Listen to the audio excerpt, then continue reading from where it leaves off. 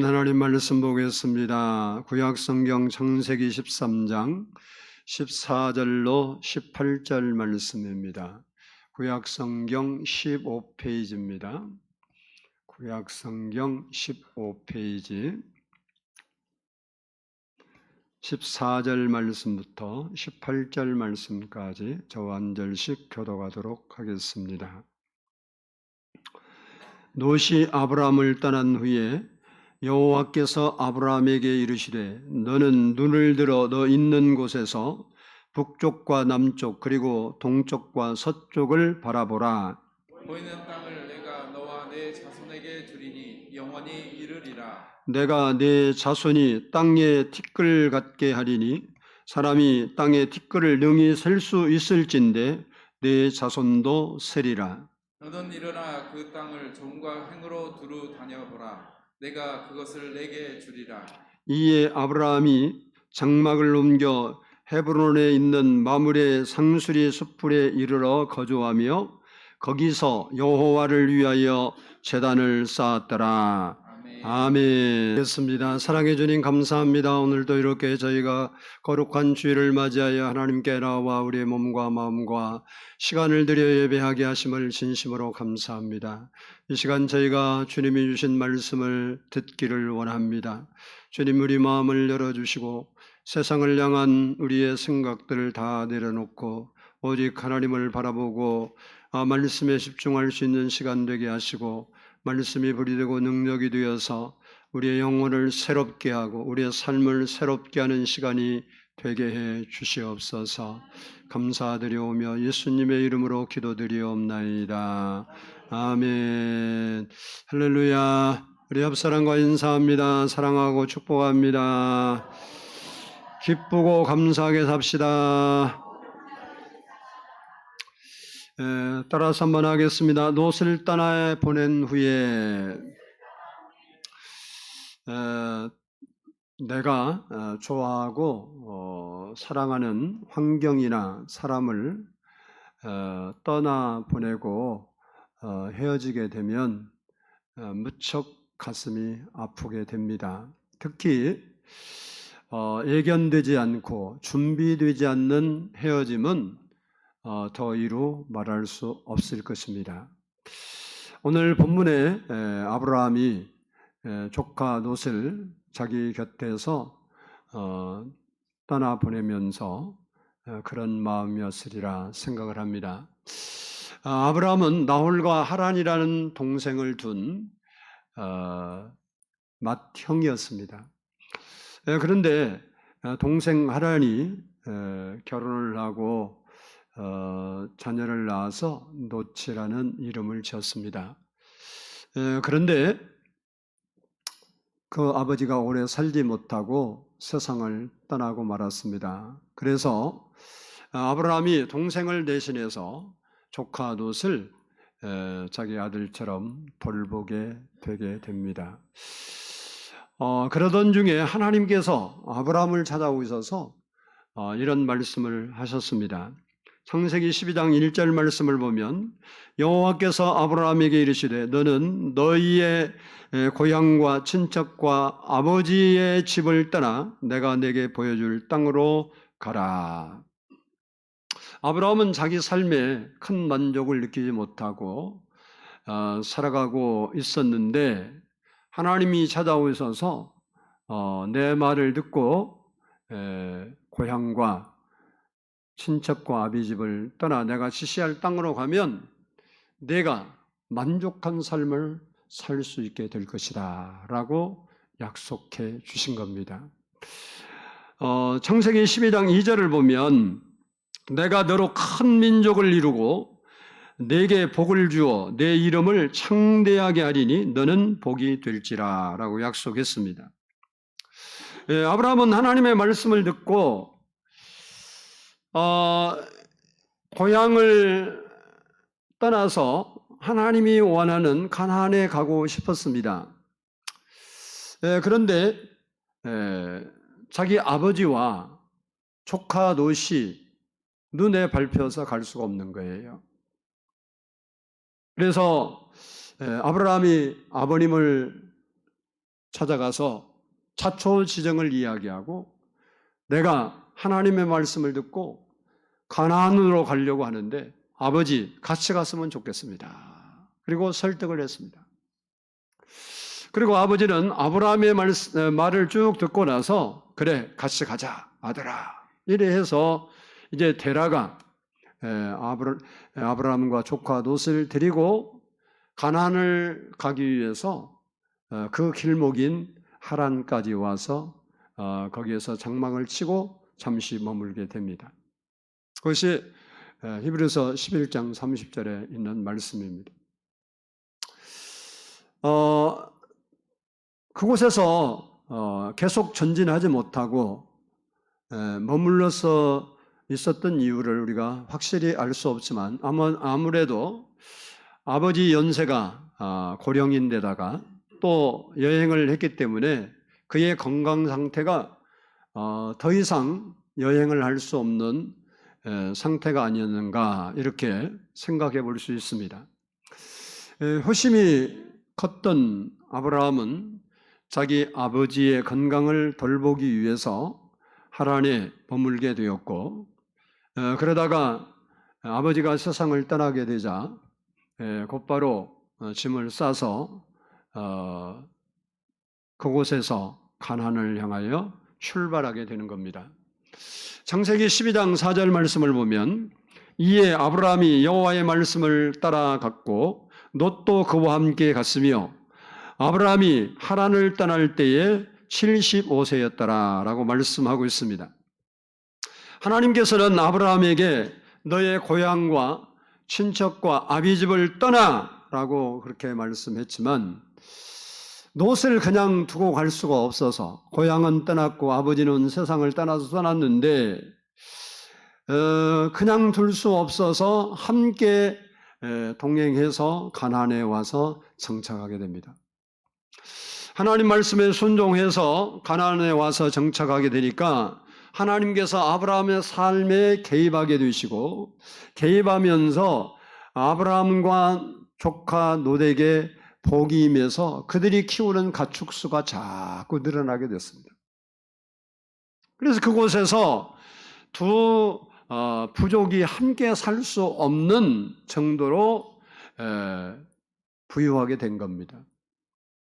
그러다 보니까 아브라함의 종과 롯의 종들이 더 좋은 목처지를 먼저 차지하려고 이제 싸움질을 계속해야 되는 거예요. 창세기 13장 6절로 7절을 보면 그 땅이 그들이 동거하기에 넉넉하지 못하였으니 이는 그들의 소유가 많아서 동거할 수 없음이니라. 그러므로 아브라함의 가축의 목자와 롯의 가축의 목자가 서로 다투고라고 했습니다. 하나님께서는 아브라함에게 친척을 떠나라고 했는데 인간의 사정상 또 정에 이끌려서 조카 롯과 떨어지지 못하고 함께 살고 있었는데 하나님께서는 환경적으로 그가 떨어질 수밖에 없는 환경으로 인도하신 겁니다. 그래서 아브라함이 결단을 하고 롯을 자기 곁에서 떠내보내게 되는 겁니다. 자기의 골육이고 피부치고 아들과 같은 아브라함에게는 자녀도 없고 아무도 없잖아요. 근데 롯을 떠내보내고 얼마나 쓸쓸하고 외로웠겠습니까? 하나님 말씀을 순종해서 그렇게 한 아브라함에게 하나님께서는 그냥 두시지 아니하시고 찾아오셔서 위로해 주시고 그에게 복을 약속으로 주신 내용이 오늘 본문의 말씀입니다. 이 시간에는 아브라함이 롯을 떠나보내고 나서 하나님께서 그에게 주신 약속의 말씀들을 살펴보면서 은혜를 나누고자 합니다. 우리도 하나님의 말씀에 비추어서 아브라함에게는 본토와 친척과 아비집을 떠나라고 했는데 우리도 하나님이 우리가 떠나야 할 그런 자리가 있는데 그 자리에서 우리가 떠나기를 바라고 계시고 떠날 때 하나님께서 역사하신다는 겁니다. 그 자리는 뭐 크게 이야기하면 죄의 자리가 되겠지만 우리의 삶의 모습에 보면 우리 마음에 깊이 뿌리 박고 있는 상처의 자리, 그리고 불평과 원망의 자리, 근심과 걱정의 자리, 미움과 다툼의 자리, 이런 내가 내 마음에 깊이 새겨놓은 그 장소에서, 그 문제에서 우리가 떠날 때 하나님이 우리에게 역사하게 되는 겁니다. 그런데 우리는 살면서 그런 것이 없는 사람은 아무도 없겠죠. 근데 그것에 사로잡혀 살기 때문에 우리가 하나님을 섬기고 믿지만 하나님의 역사가 우리의 삶에 이루어지지 못할 때가 많이 있다는 사실입니다. 그래서 오늘 말씀을 듣는 중에 내가 떠나야 할 자리는 어딘가? 내가 하나님이 싫어하는 어떤 자리에 있든지, 어떤 생각에 있든지, 어떤 근심이나 걱정이나 염려나 교만이나 여러 가지 문제에 있다는 것이 여러분에게 느껴지면, 의지하지 못하고 하나님을 의지하고 불신하는 마음이 우리에게 있다면 그 자리에서 떠날 수 있는 여러분 되기를 축복합니다. 먼저는 따라서 합시다. 동서남북을 바라보라. 14절을 한번 보겠습니다. 14절 말씀 같이 읽습니다. 시작. 노치 아브라함을 떠난 후에 여호와께서 아브라함에게 이르시되 너는 눈을 들어 너 있는 곳에서 북쪽과 남쪽 그리고 동쪽과 서쪽을 바라보라. 아멘. 아멘. 하나님께서 아브라함에게 너 있는 곳에서 북쪽과 남쪽 그리고 동쪽과 서쪽을 바라보라고 했습니다. 한마디로 말하면 동서남북을 바라보라 그랬는데 옛날 개역성경에는 동서남북이라고 그랬어요. 그런데 창세기 12장 7절을 보면 여호와께서 아브라함에게 나타나 이르시되 내가 이 땅을 네 자손에게 주리라. 이렇게 이미 약속한 땅이에요. 새로운 것을 약속해 준 것이 아니라 이미 하나님께서 주시겠다고 약속한 땅인데 이때는 이 땅의 경계가 어디까지인지 정확하게 분명하게 말씀해 주지 않았습니다.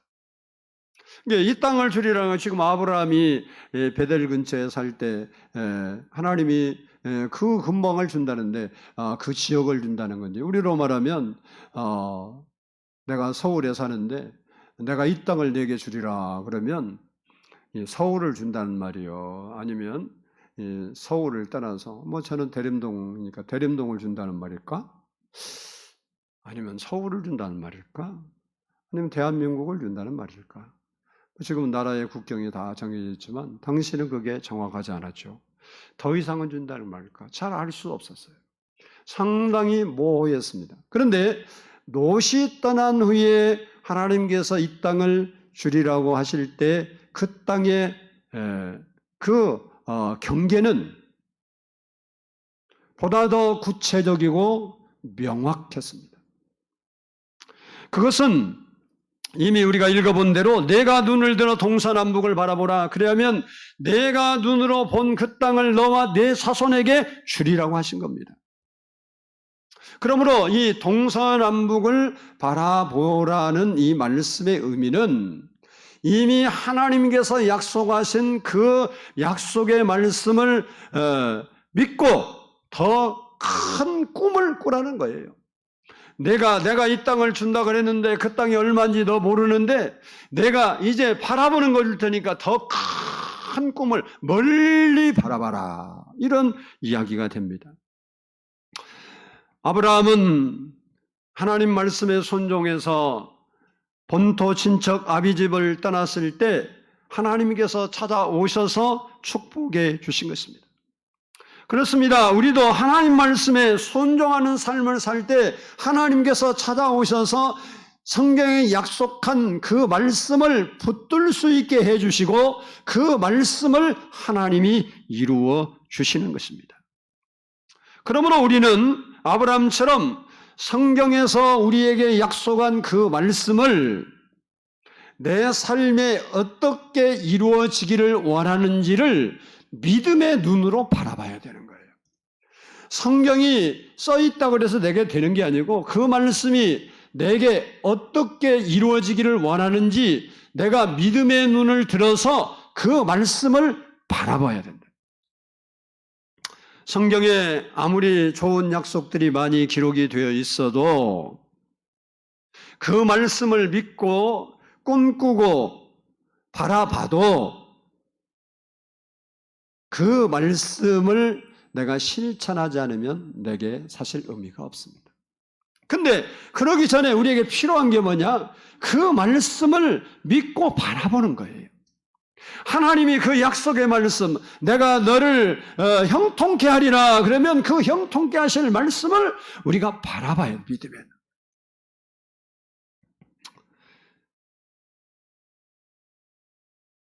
본문에 아브라함도 바라보고 조카 롯도 바라봅니다. 바라보는 게 좀 달라요. 아브라함은 하나님이 약속하신 말씀을 근거로 바라봤습니다. 그 말씀이 하나님이 이루어지실 줄을 믿고 말씀을 따라 오늘 본문 12장 4절 말씀을 보면 가나안으로 들어오게 되는 겁니다.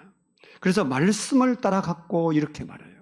이게 바라보기는 했는데 아브라함은 하나님의 말씀을 근거로 바라봤는데 오늘 본문의 롯은 하나님의 말씀, 하나님의 약속, 하나님의 뜻과 아무런 상관없이 자기 안목으로 바라보고 결정했습니다. 하나님 뜻과는 아무런 상관이 없었어요. 창세기 13장 10절을 보면 이에 롯이 눈을 들어 요단 지역을 바라본 즉 소알까지 온 땅에 물이 넉넉하니 여호와께서 소돔과 고모라를 멸하시기 전이심으로 여호와의 동산 같고 애굽 땅과 같았더라 라고 했습니다. 롯은 하나님의 뜻과 전혀 상관없이 자기 앞에 펼쳐진 환경만을 보고 자기 마음대로 생각하고 자기 마음대로 선택한 것입니다. 그 결과 잠깐 동안 형통한 것처럼 보였지만 그 마지막은 모든 것을 잃어버리고 맨몸으로 탈출을 해야 했습니다. 많은 재산을 가지고 소돔으로 들어갔지만 나올 때는 빈손으로 나와야 했습니다. 왜 그랬을까요? 하나님의 말씀에 근거한 결정이 아니라 자기의 마음대로, 자기의 생각대로, 자기의 경험대로, 자기 눈에 보기 좋은 대로만 했기 때문에 그렇습니다. 사사시대 유다의 베들레헴에 나옴이라는 여인이 살았는데 그 땅에 흉년이 들자 흉년을 피해서 하나님을 섬기지 않는 모압 지방으로 가서 살게 됩니다.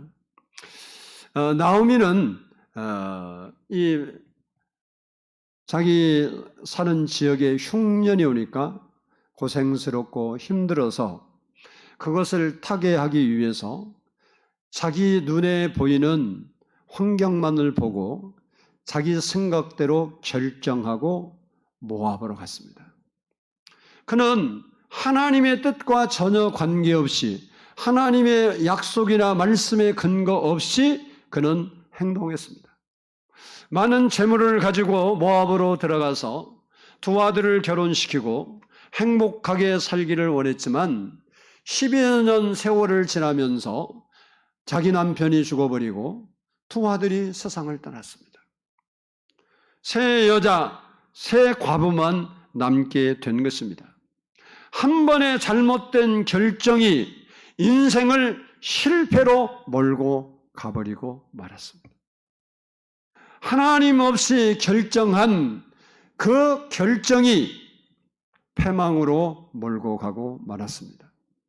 하나님의 뜻을 간과하고 환경만을 보고 결정한 그 결정이 자기 인생에서 돌이킬 수 없는 후회를 남기게 한 것입니다. 나오미는 풍족하게 모압으로 갔지만 나올 때는 빈손으로 돌아와야 했습니다. 룻기 1장 21절을 보면 내가 풍족하게 나갔더니 여호와께서 내게 피어 돌아오게 하셨느니라 라고 고백하고 있습니다. 그렇습니다. 우리가 하나님을 믿는다 해도 어떤 일을 내 마음대로 결정하고 내 뜻대로 행해버리면 하나님께서 도와주시지 못하고 보고만 계실 수밖에 없습니다.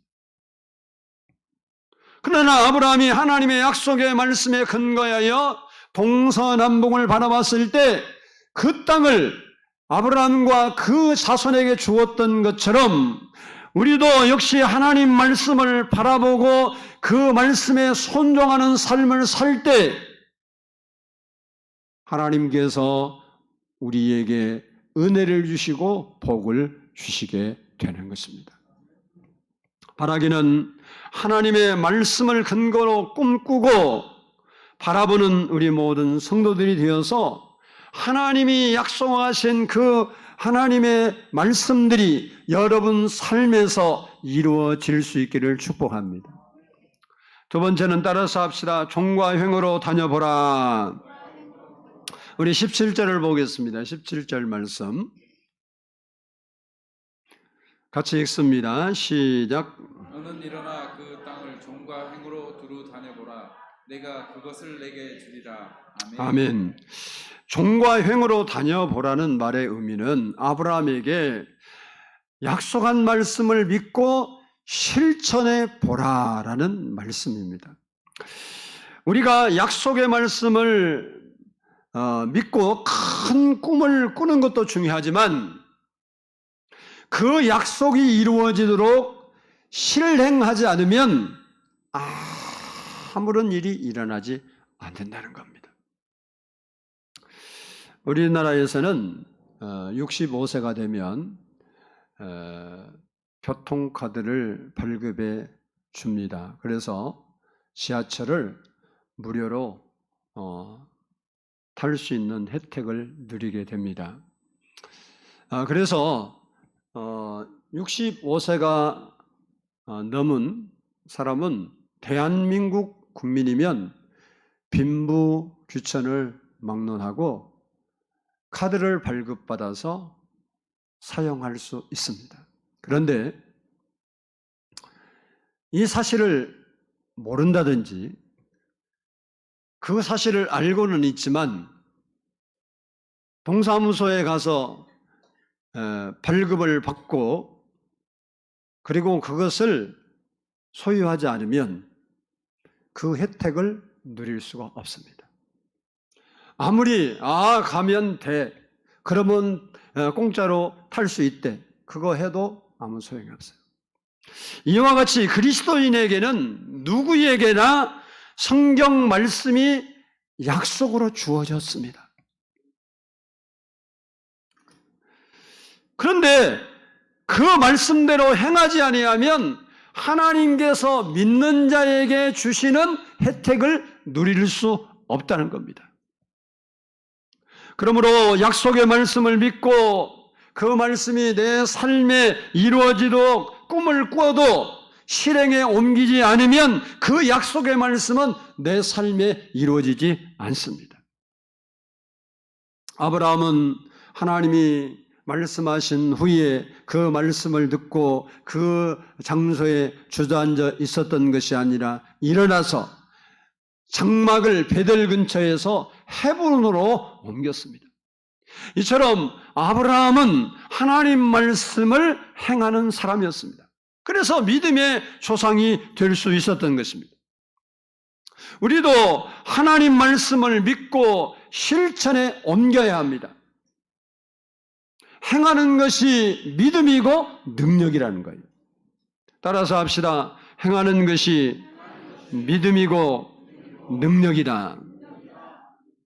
아무리 성경을 말씀을 많이 알고 이해하고 있어도 그 말씀을 믿고 실행하지 않으면 그 말씀이 우리에게 가져다 줄 그 내용이 우리에게 결코 이루어지지 않는 것입니다. 시편 50편 15절을 보면 환난 날에 나를 부르라 내가 너를 건지리니 내가 나를 영화롭게 하리로다 했습니다. 우리의 삶에 문제가 있으면 하나님을 기도로 불러야 되는 겁니다. 도움을 요청해야 됩니다. 그러면 그 하나님께서 그 문제에서 우리를 건져 주신다는 겁니다. 기도는 하지 않고 걱정하고 있고 근심하고 있고 낙심하고 있으면 하나님께서 건져 주신다는 그 말씀이 내 삶에 이루어지지 않는 거예요. 그래서 베드로전서 5장 7절을 보면 너희 염려를 다 주께 맡기라 이는 그가 너희를 돌보심이라 라고 했습니다. 이 말씀은 우리가 기도했으면 그 문제 때문에 생겼던 염려를 주님께 맡기고 더 이상 염려하면 안 된다는 거예요. 그런데 우리는 기도하고 나서도 여전히 그 염려 속에서 살아가기 때문에 하나님의 약속의 말씀이 우리를 돌보신다는 말씀이 왜 하나님 나를 돌보시지 않습니까? 라고 우리는 따지고 불평하고 신앙생활에 회의를 갖게 됩니다.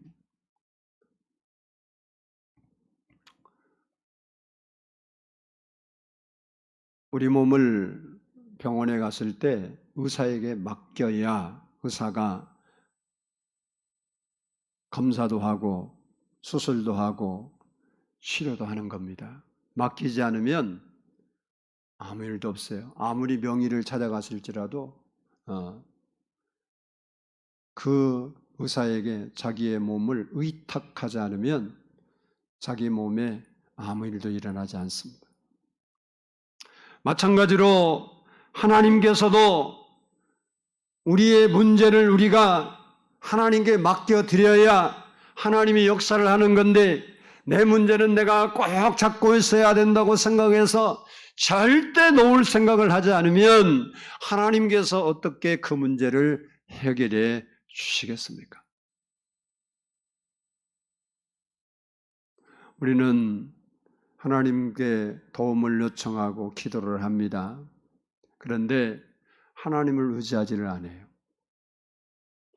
의지한다고 말은 하는데 와서 근심 걱정 문제 가지고 와서 막 기도하고 나서 기도할 때는 그냥 눈물 콧물 쏟으면서 마음이 조금 괜찮아진 것 같아서 저 문 열고 나가기 전에 벌써 저까 큰일 났네. 그리고 다시 그 염려와 걱정과 문제를 꽉 부여안고 그리고 나갑니다. 하나님께 우리가 뭐라고 하고 있느냐면 행동으로 내 문제는 절대 개입하지 마시고 내 문제는 절대 해결해 주시지 마시고 내 문제에 내 삶에 절대 역사하지 마세요. 그리고 하는 거예요.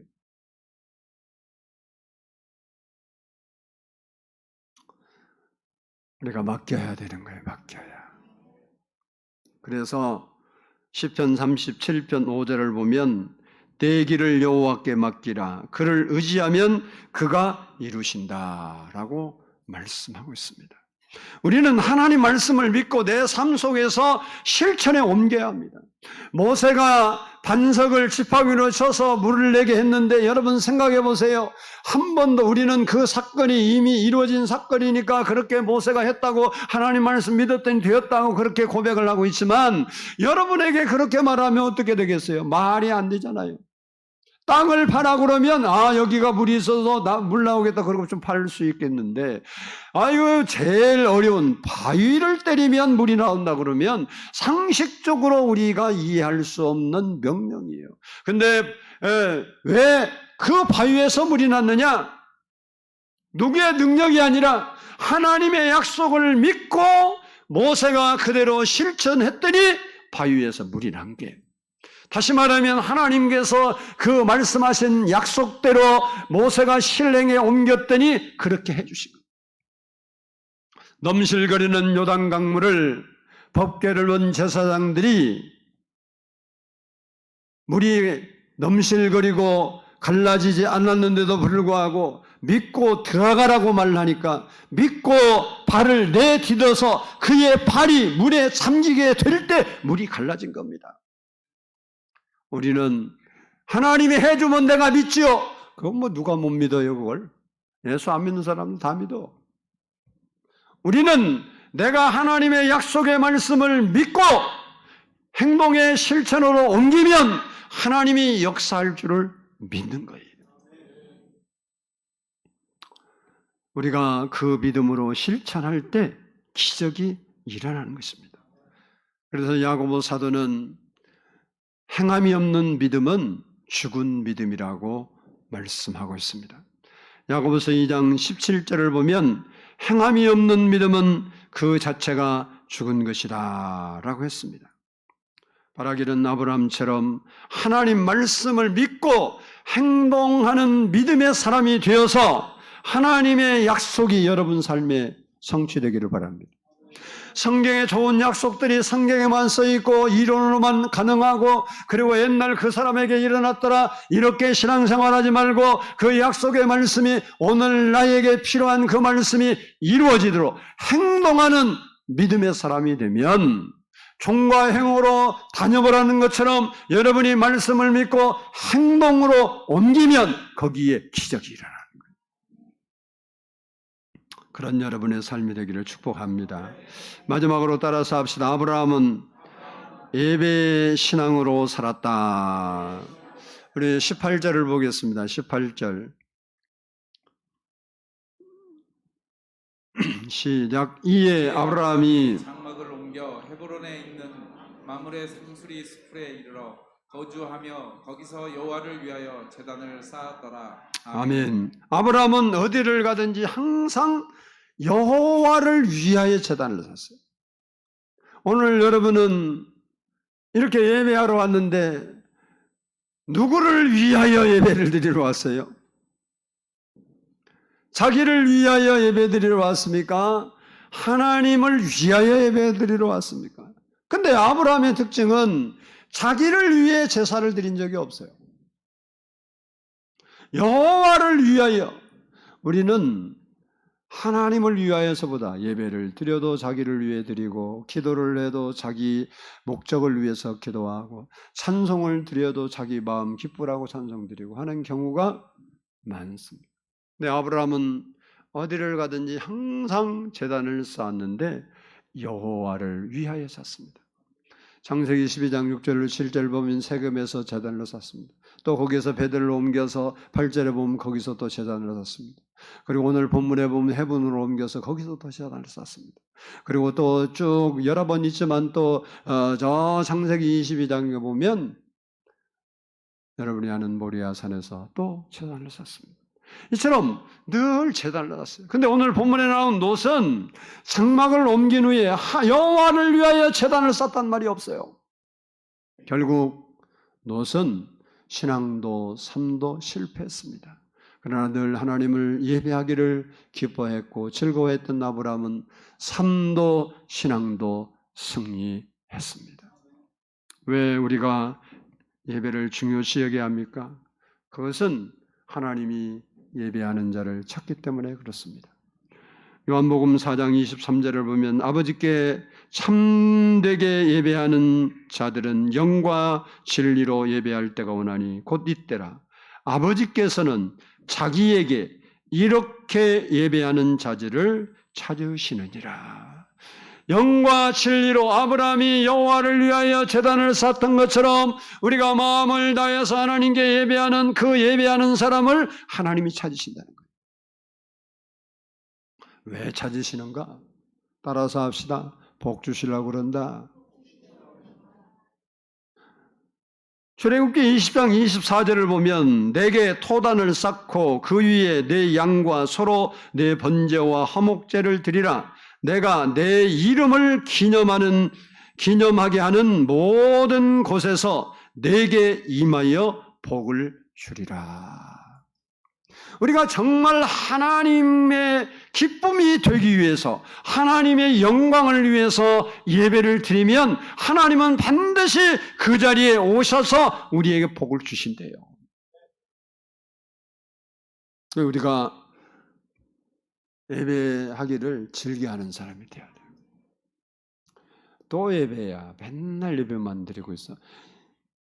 아주 그리고 뭔 얘기를 하면 하나님께 예배하는 것이 내게 기쁨입니다. 감사합니다. 소망입니다. 이렇게 살아야 되는 거예요.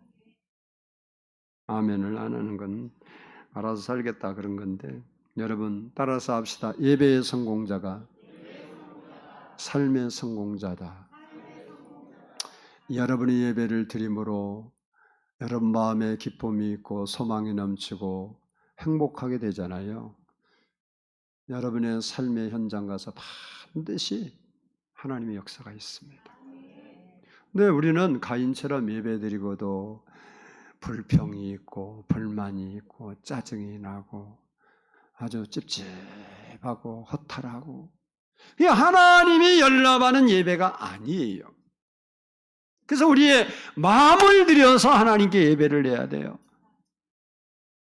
마음을 들여서 예배해야 돼. 하나님 말씀에 근거해서 진리로 예배할 때 하나님이 받으시고 우리에게 그곳에 임하셔서 복 주신대요. 건강이 필요한 사람은 건강의 복을 주실 것이고 지혜가 필요한 사람은 지혜의 복을 주실 것이고 물질의 복이 필요한 사람은 물질의 복을 주실 것이고 복은 똑같이 주는 거예요. 복은 사람마다 달라요. 자기가 원하는 복을. 하나님께서 우리가 하나님의 이름을 기념하고 하나님을 위해서 예배할 때 하나님께서 그곳에 임하셔서 그 사람의 마음과 형편을 살피시고 복을 주신다는 거예요. 그래서 여러분은요. 예배하기를 즐겨하고 기뻐하는 자가 돼야 돼요. 또 예배드려야지. 순복음 교인들이 특징이 있어요. 요즘은 안 그러는지 모르겠어요. 옛날에 보니까 그 사람들은요. 다른 교회 목사가 자기 가게를 방문해도 기도해달라고 그러더라고. 내가 경험해서 아는 거지. 우리 장로교 교인들은 그런 사람이 있는지 난 잘 모르겠어요. 근데 그 사람들은 어떻게 교육을 받았는지 모르는데 뭐 물건 사러 들어갔는데 뭐 어쩌다 보니까 목사라고 그러니까 그럼 기도 좀 한번 하고 가시라고. 늘 하나님께 하나님이 은혜를 주시고 복을 주시면 된다는 사상이 딱 돼 있으니까 그들은 하나님을 생각하는 거예요. 하나님이 역사하시면 그곳에 복이 오리라고 이해하고 믿고 있기 때문에 뭐 이름도 성도 모르는 목사인지 아닌지 뭐 신분증도 본 적이 없는데 근데 말하다 보니까 그러면 기도 한번 해주시라고. 그것이 하나님을 신뢰하는 믿음의 한 가지의 표징일 뿐이에요. 그래야 된다 안 된다 이야기를 하려고 하는 게 아니에요. 우리가 하나님 앞에 예배하기를 즐겨하고 하나님을 찬양하기를 즐겨하고 기도하기를 즐겨하고 하나님을 즐겨 찾는 자가 되면 하나님 것은 그곳에 임하서 복을 주신대요. 그러므로 여러분이 예배하기를 즐겨할 수 있기를 바랍니다. 아브라함처럼 하나님 말씀을 믿고 큰 꿈을 꾸고 믿고 행동함으로 하나님의 약속의 말씀이 여러분의 삶 속에서 성취되고 그래서 하나님을 항상 예배하는 기쁨으로 하나님을 섬기는 우리 성도들이 다 될 수 있기를 주의 이름으로 축복합니다. 기도하겠습니다.